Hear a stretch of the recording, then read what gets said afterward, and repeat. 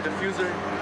My friend from Japan, from Hiroshima, Japan, sent it to me, and I'm gonna talk to him a little bit about the details. That way I can find a way to sell it to you guys, or have a direct link to sell it to you guys for those who want it.